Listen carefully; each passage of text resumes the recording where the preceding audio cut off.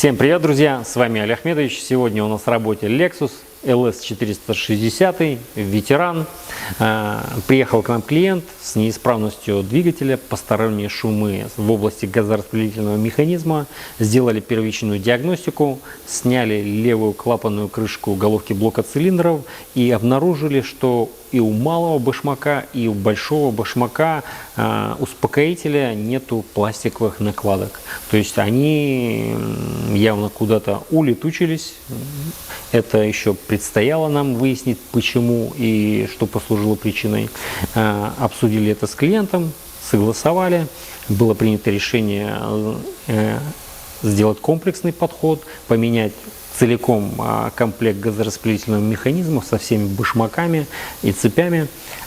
Разобрали, и тут оказалось, что предыдущий владелец уже менял комплект газораспределительного механизма, но немного на этом сэкономил и купил комплект неоригинальных запчастей. Конечно, может быть, он и не сам это купил, может быть, кто-то купил другой, это остается тайной, но поговорка «скупой платит дважды» еще раз подтверждается. Если вы меняете газораспределительный механизм, особенно цепь, в любом случае ставите оригинальную цепь или же компанию, которая поставляет на оригинальный конвейер, и тех компаний, которые вы точно уверены.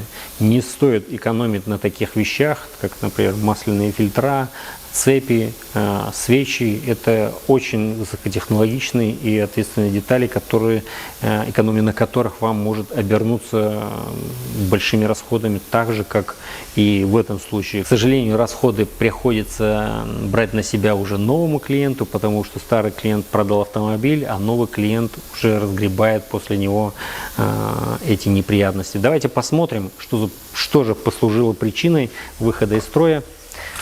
Автомобиль у нас уже разобран, старая цепь на месте, мы специально не стали ее демонтировать. В первую очередь сразу бросается в глаза, вот посмотрите, вот цепь уже натерла на алюминиевом башмаке, и вот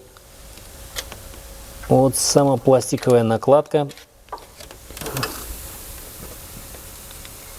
отвалилась. Она вот какая-то прям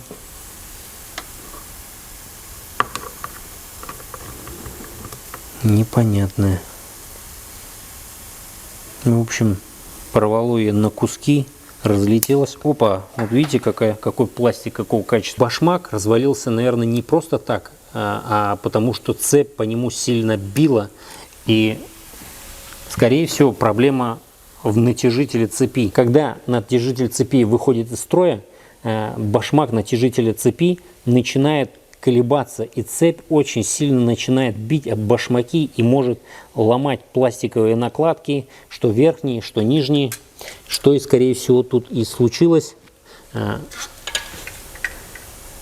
У натяжителя цепи есть специальный механизм, который фиксирует шток натяжителя для того, чтобы он даже при отсутствии масляного давления в канале не давал цепи расслабиться до определенного уровня. То есть шток выходит, собачка защелкивается, шток выходит дальше по износу, собачка еще защелкивается. Давайте посмотрим, работает ли натяжитель.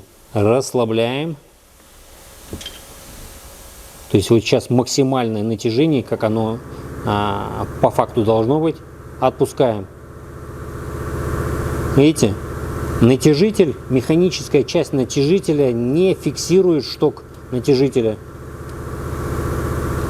И поэтому вот такие вот колебания с определенной частотой и привели к выходу из строя накладки. Но накладку тоже было видно, что она не надлежащего качества и разрушается. И вот натяжитель цепи малый, вот посмотрите, здесь тоже он тоже развалился. То есть внутренняя часть осталась, а в верхней части уже вот по металлу он ходит.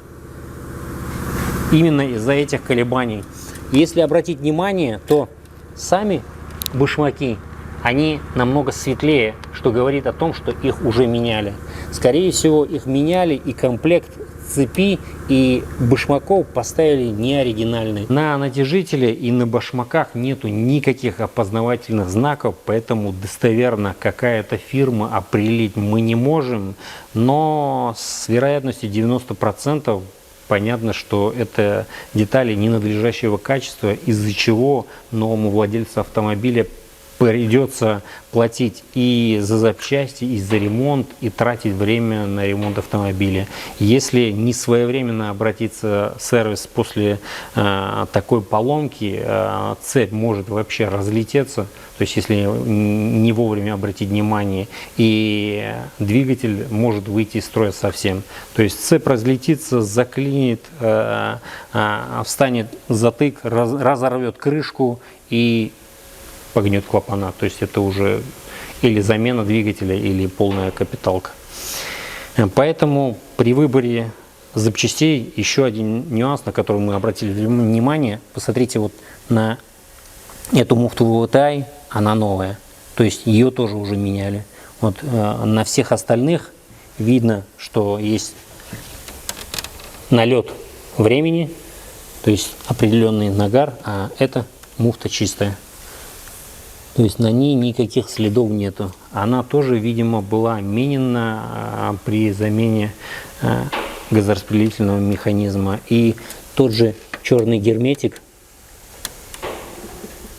который есть здесь, уже об этом говорит. Поэтому при выборе запчастей к ответственным узлам, как газораспределительный механизм, свечи, масляные фильтра, надо уделять тщательное внимание, не брать запчастей неупроверенных поставщиков. В идеале, конечно, брать оригинальные запчасти, но сейчас такое время, что и оригинал никто не гарантирует качество, потому что его подделывают очень-очень даже часто. Даже больше подделывают, чем не оригиналы каких-то определенных брендов. Примерная стоимость ремонта, замена газораспределительного механизма со всеми сопутствующими материалами, она, конечно, может разниться от объема заменяемых деталей, потому что где-то муфты меняют, где-то не меняют, может разниться. На данный момент это в районе 150 тысяч рублей. Поэтому будьте внимательны, берегите свои автомобили. Всем пока, всем удачи!